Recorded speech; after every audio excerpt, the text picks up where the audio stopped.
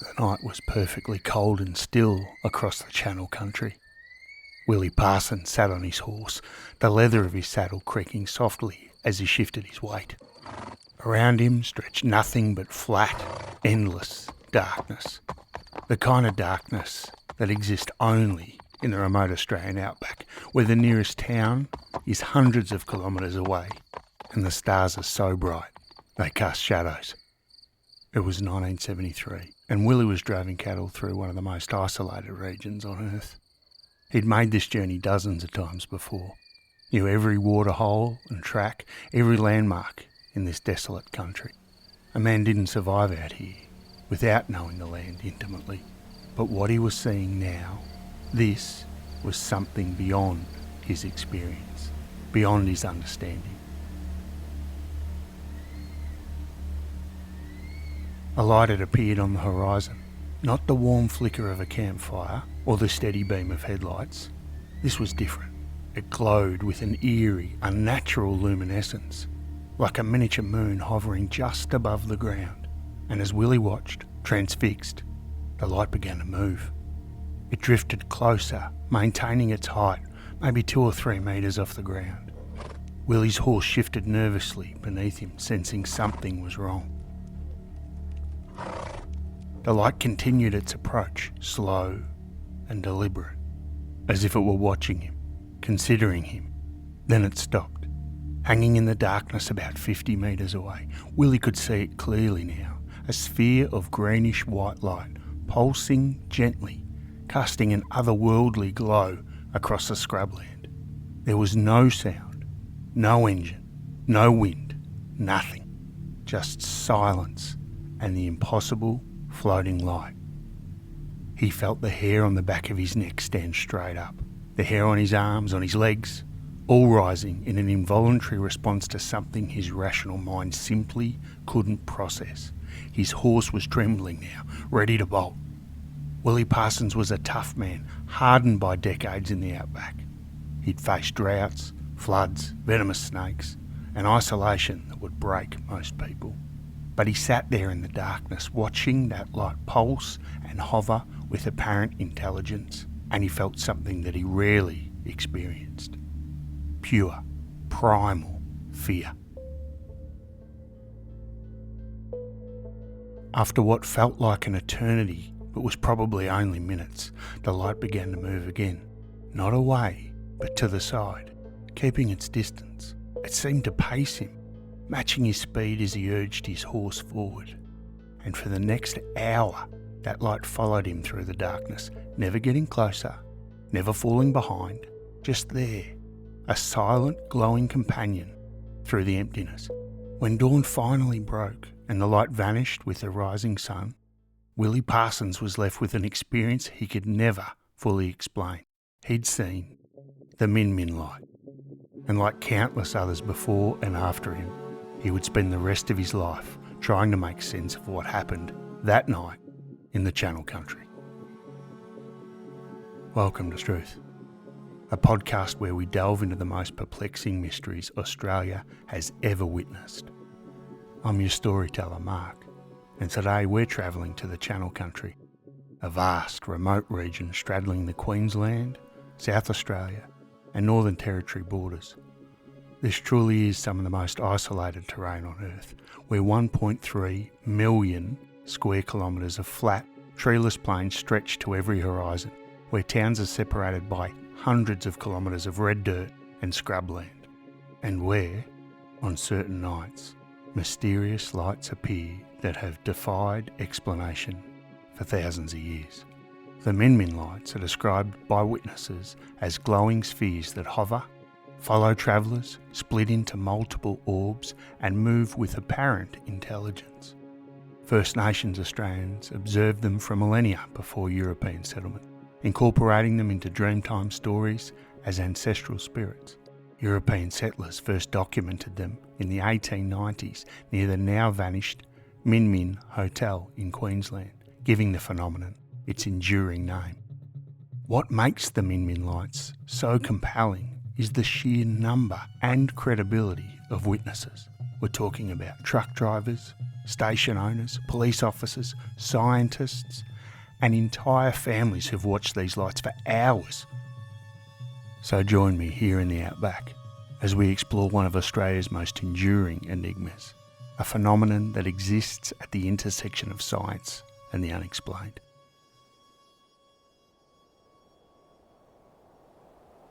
Long before Europeans named them, long before the Millennia Hotel even existed, the lights were known to the First Nations peoples of the Channel Country.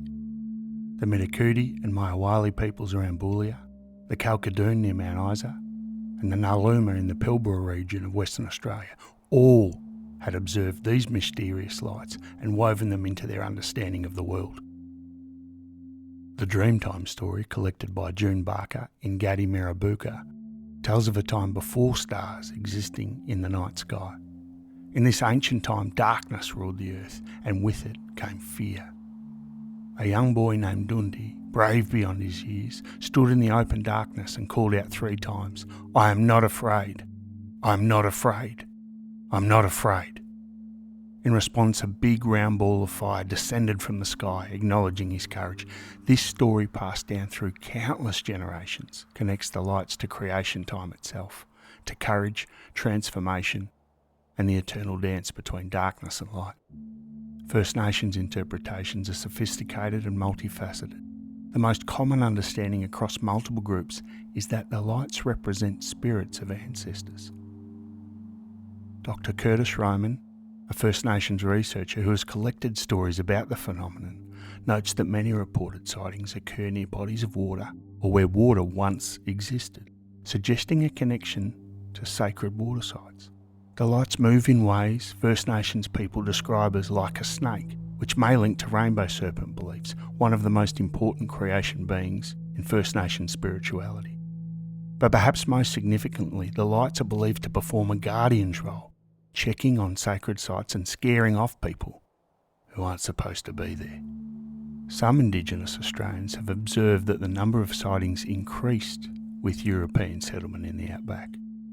Whether this indicates environmental changes, the lights fulfilling their guardian role more actively, or simply more reporting as communities interacted, remains open to interpretation. But what's clear is that First Nations knowledge includes specific protocols for encountering the lights, avoiding direct engagement, making particular sounds to ward them off, and showing proper respect.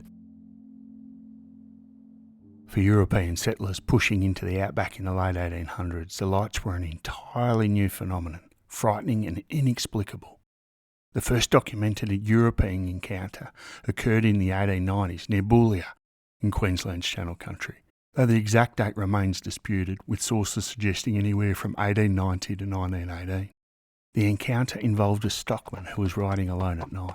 He saw a light approaching him across the plains, growing larger and brighter as it came closer. Terrified, he spurred his horse and fled. The light followed him, keeping pace regardless of his speed, maintaining the same distance behind him. By the time he reached the Boulia police station, he'd broken into a cold sweat, describing himself as terror-stricken. The police officer who took his statement was initially sceptical until others began reporting similar experiences. The lights were appearing regularly near a local landmark, the Min Min Hotel, a rough and ready establishment that served travellers on the remote track between Boulia and Winton. The Min Min Hotel itself burned down in February 1924 during a massive storm, leaving nothing but ruins in the desert. But the name stuck. These mysterious lights became known as the Min Min lights after the vanished hotel, where so many witnesses first encountered them, where so many witnesses had to down a few quick drinks just to recompose themselves.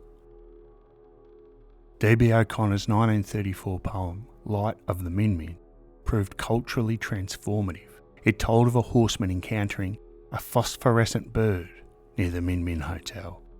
This single poem is credited with popularising the phenomenon nationally, transforming it from a regional curiosity into a true Australian legend. Sightings increased dramatically after the poem's publication, whether due to increased awareness or something else entirely. By the 1960s, the Min Min lights had cemented themselves in Australian folklore.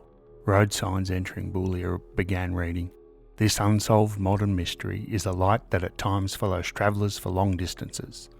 It has been approached, but never identified. The road between Boulia and Winton was named Min Min Way in honour of the phenomenon, but folklore status didn't diminish the genuine fear and confusion the lights inspired in those who encountered them. As more Australians ventured into the remote outback, the witness accounts multiplied, each adding new details to the mystery. What makes the Min Min lights so compelling is not just that people see them, but how consistently witnesses describe experiences that seem to defy conventional explanation. Over decades, a pattern has emerged from hundreds of witness accounts. A pattern that suggests something genuinely unusual, whether natural or otherwise. Genevieve Hammond runs the Desert Sand Motel in Boulia. She's a practical woman, not given to flights of fancy, and she's heard plenty of Min Min stories from travellers passing through. But hearing about them and seeing them are two very different things. It was during a camping trip on a remote cattle station that Genevieve and her husband John had their encounter. They were sitting by their campfire, enjoying the vast silence of the outback night, when John noticed something odd on the horizon. A light, not a star. This was larger, closer, and moving. As they watched, the light revealed itself as a greenish oval shape, blurry around the edges, bobbing up and down perhaps a metre or two above the ground. It moved very slowly to the left, then came back on itself, as if pacing back and forth. They watched it for about 15 minutes, trying to rationalise what they were seeing. Could it be a neighbour? They wondered aloud. A car? Maybe someone's out checking on stock. But the nearest homestead in that direction was 120 kilometres away. There were no roads where the light appeared, no reason for anyone to be out there in the middle of the night.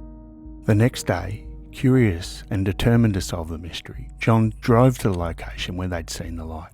He searched the area carefully, looking for tyre tracks, a campsite, any sign of human presence. But there was nothing. The red earth stretched away unmarked, the spinifex grass undisturbed. Whatever they'd seen had left no trace. It couldn't have been anything else, Genevieve concluded. There's no other explanation. It was a Min Min light. Shelley Norton, Boulia's tourism officer, reports that encounters continue regularly. In the year before a recent interview, 4 visitors reported seeing the lights.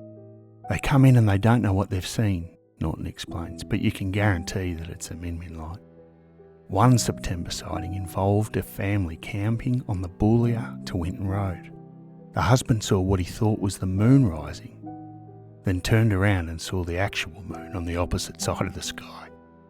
It was like there was 2 moons, he reported, stunned. Then one disappeared. Norton has observed patterns in the encounters.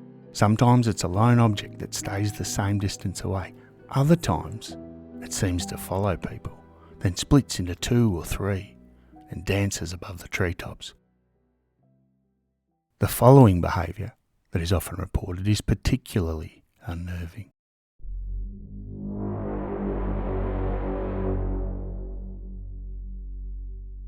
In July 2018, Paul and Jane Hotchkiss were driving near Peak Creek when a light began pacing their vehicle. No matter how fast or slow they drove, the light maintained its position beside them. For 50 kilometres, that light kept them company before finally veering off and disappearing into the darkness. Marcia Pacton's experience at the Boulia Caravan Park at 5:35am on July the 3rd, 2017, captured a different emotional response. Unlike many witnesses who feel fear, Paxton felt privileged. "I'm amazed that both John and I have seen a Min Min," she said. "I hope it's lucky and wonder why we were chosen to see it." She even managed to photograph what she saw. Though like most Min Min photographs, the image shows only an indistinct glow, nothing like the vivid, structured light her eyes perceived. Daniel Parsons had a particularly poignant encounter in 2015. He was travelling through the outback with his father when they saw a light that his father recognised immediately. "I've seen that before," his father said quietly. It was the same type of light he'd witnessed 42 years earlier in the exact same region. 2 generations, separated by 4 decades, witnessing the same inexplicable phenomenon in the same remote location. The variety of descriptions is striking. Some witnesses see single lights, others see multiple lights dancing around each other. Colours range from greenish white to orange to reddish purple. Some lights hover stationary, others bob and weave, some follow at a distance. Others approach close enough that witnesses can see details, though they can never quite reach them. But what is consistent is this sense of interaction, the feeling that these lights aren't just random phenomena, but something that responds to human presence. Witnesses describe the lights as playful, curious, and even intelligent. They retreat when approached. They follow when you flee. They seem to toy with observers, maintaining just enough distance to remain mysterious. December 18, 2022, 1:17 a.m. In Arindu, approximately 50 kilometres south of Strewth, Queensland, Michael was camping with a friend under the vast canopy of outback stars, the kind of pristine darkness that exists only in remote Australia, where artificial light pollution is hundreds of kilometres away. He was lying on his swag, chatting with his mate, when something streaked across the sky. A red light, moving at incredible speed, shot overhead and disappeared. Space debris, Michael thought. The International Space Station perhaps, or a satellite. He mentioned it to his friend and thought nothing more of it. But then the light returned. And this time, it moved slowly, deliberately. It descended from the night sky, lowering itself until it hovered directly overhead.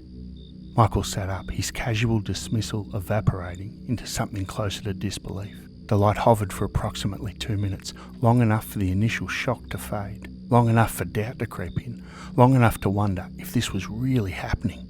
Then Michael snapped out of it and remembered his phone. He fumbled for it, hands shaking slightly as he activated the camera. By the time he was recording, the object had begun its transformation. The light transitioned through colours, purple, green, red, each shift smooth and deliberate. Then it radiated bright white light, not like a bulb switching on, but like something internal, becoming visible. The footage Michael captured would later be examined by journalist Ross Coulthart, who specialises in investigating unusual phenomena. Coulthart verified the metadata, confirmed Michael's technical expertise, and concluded that the footage was unlikely to be fabricated. He was a modern witness, with modern documentation, capturing something that defied easy explanation. These recent encounters that we've just told you about from 2015, 2017, 2018, 2022, they demonstrate that the Min phenomenon is not fading into history. It's ongoing, actively witnessed, regularly reported. In an age of smartphones and instant documentation, when everyone carries a high-res camera in their pocket, the lights continue to appear. And yet here's the paradox. Professional photographers consistently produce only indistinct glows, nothing like the vivid lights witnesses describe seeing with their naked eyes. Michael's 2022 video is the clearest modern documentation available, and even it shows something ambiguous, compelling but not definitive. Some interpret this photographic elusiveness as supporting the mirage explanation. Atmospheric refractions are notoriously difficult to photograph and appear differently to eyes versus cameras. Others suggested something more unusual about how the phenomenon interacts with different sensing modalities, something that affects human visual perception differently than photographic sensors. The proliferation of smartphones and cameras has not produced the expected flood of definitive evidence. Instead, it's deepened the mystery, adding a new layer of puzzlement to a phenomenon that was already inexplicable enough. Professor John D. Pettigrew was not a man prone to believing in the unexplainable. As an emeritus professor of physiology and director of the Vision, Touch and Hearing Research Centre at the University of Queensland, he approached the Min lights with rigorous scientific scepticism. He'd heard the stories, he'd listened to the witness accounts, and he decided to investigate properly. His hypothesis was straightforward. The Min lights were superior mirages called Fata Morgana, caused by temperature inversions. In the outback, cold, dense air settles next to the ground at night. This layer acts as what Pettigrew called a giant fibre optic light pipe, refracting light from distant sources, potentially up to 300 kilometres away, over the horizon and into the night sky. The theory was elegant. It explained the light's apparent movement as the refraction of moving vehicle headlights on distant roads. It explained colour changes, as atmospheric refraction shifts wavelengths from red to orange to yellow to green. It explained why sightings peak in midwinter when stable air conditions and cold ground layers are most pronounced. In 1992, Pettigrew conducted his definitive experiment. He drove his vehicle 10 kilometres from his campsite, placing it completely out of normal line of sight over a slope and into a watercourse. With his headlights on, 6 observers at camp watched through binoculars. Via radio, they reported seeing a bobbing light just above the horizon, approximately half the size of a full moon, with colour changes from vivid red to orange to yellow to green. When Pettigrew switched his headlights on and off, the light disappeared and returned. He had successfully reproduced the Min phenomenon on demand under controlled conditions. Later, using careful geometry, he determined that a Min light he observed was actually truck headlights approximately 300 kilometres away, an astonishing demonstration of atmospheric refraction's power. His research, published in March 2003 in the journal Clinical and Experimental Optometry, remains the definitive scientific explanation. It's rigorous, peer-reviewed, and experimentally verified. Case closed. Except it wasn't, not entirely, because Professor Pettigrew, despite his scientific triumph, had his own encounter with the phenomenon that left him unsettled. He initially saw what his team thought were fox eyes reflected in headlights, but when they turned off the headlights, the bright spot of light remained, glowing in the darkness. The experience was powerful enough that he noted the phenomenon could reduce grown men to tears, and described his own reaction as literally hair-raising. He was a scientist who had explained the mechanism, demonstrated it experimentally, published his findings, and yet acknowledged that something about the direct experience transcended his explanation. The interactive behaviour, lights that chase vehicles for 50 kilometres, split and merge, approach and retreat, maintain constant apparent distance despite pursuit, these suggested either profound psychological components or genuine unexplained aspects. Pettigrew died in 2019 following a car accident, leaving the field without its primary investigator. Since his 2003 paper, no major peer-reviewed scientific research has emerged on the Min lights. The extreme remoteness of the Channel Country makes systematic study difficult.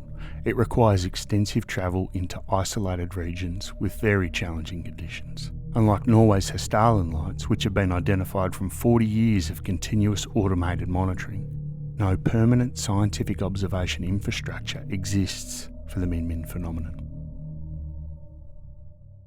The man who solved the mystery became, in his own way, one of its most credible witnesses to its genuine strangeness. His scientific explanation stands valid and important, but his personal acknowledgement that something remains unaccounted for, that the experience exceeds the explanation, adds a layer of complexity that skeptics and believers alike must grapple with. Today, the Min lights continue to puzzle and fascinate. Boulia has embraced the phenomenon, investing nearly $500,000 in 2021 in the Min Encounter Facility, an interactive centre that explores both the Aboriginal cultural significance and the scientific explanations. The town hosts annual camel races that draw thousands to one of Australia's most remote locations, all under the banner of the mysterious lights. The modern scientific consensus, such as it exists, accepts Pettigrew's Fata Morgana explanation as the most rigorous and experimentally supported theory. But this consensus is thin. The phenomenon remains scientifically understudied compared to similar global phenomena like Norway's Starlin lights or even the Marfa lights of Texas.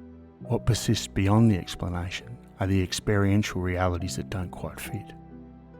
The pre-automobile First Nations account, which span a millennia, cannot be explained by refracted car headlights. This requires either different mechanisms or different interpretations of what witnesses experienced. The interactive behaviour described by modern witnesses seems more sophisticated than simple atmospheric refraction would suggest. The photographic elusiveness remains genuinely puzzling. If Min lights are simply mirages of distant light sources, modern photographic technology should capture them reliably. The consistent failure of professional photography and instrumental detection, despite simultaneous visual sightings, suggests something unusual is occurring. Whether it's the way atmospheric mirages interact with human vision differently than with sensors, psychological components beyond simple optics, or something else entirely. But perhaps the most significant aspect is cultural. The Min lights represent a rare Australian phenomenon where First Nation traditional knowledge predating European contact remains actively acknowledged and respected. The lights can simultaneously be atmospheric optical phenomena, guardian spirits protecting sacred country, and defining symbols of outback mystery, without these perspectives necessarily conflicting. The phenomenon sends us a friendly reminder that even in our technological age with satellites, sophisticated instruments and global information networks, significant mysteries persist in unbelievably remote places. The Channel Country's 1.3 million square kilometres of flat, treeless plains create atmospheric conditions found nowhere else on Earth. Perhaps it's appropriate that such a unique landscape harbours a unique mystery. On one level, the Min lights represent a fascinating atmospheric phenomenon, a trick of light and temperature that creates convincing illusions. Pettigrew proved that much beyond reasonable doubt. But on another level, there's something more. They're a reminder that human experience exceeds scientific explanation, that seeing something with your own eyes in the vast isolation of the outback carries a weight that no laboratory replication can match. Willie Parsons, that tough old drover, felt his hair stand on end in involuntary fear. Professor Pettigrew, the scientist who explained it all, admitted the experience was literally hair-raising. And Michael documented it on video but couldn't quite capture what his eyes saw. Genevieve and John watched for 15 minutes and found nothing where the light had been.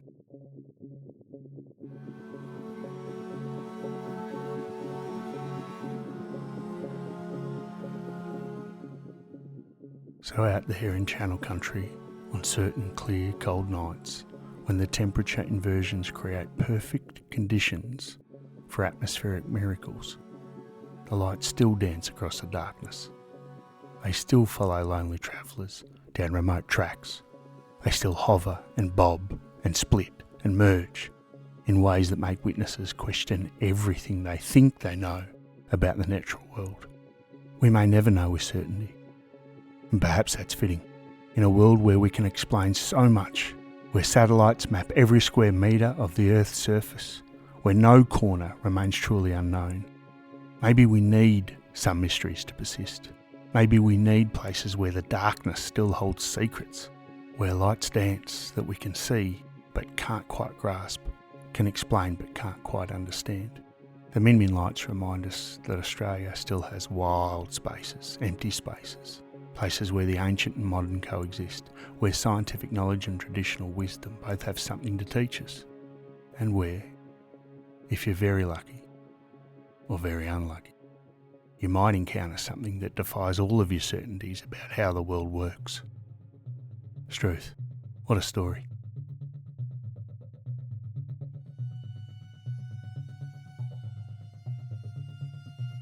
Thanks very much for listening.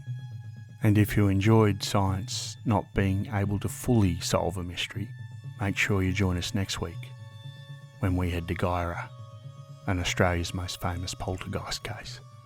But until then, remember that sometimes the most compelling mysteries aren't the ones we solve, but the ones that remind us how much we still don't understand.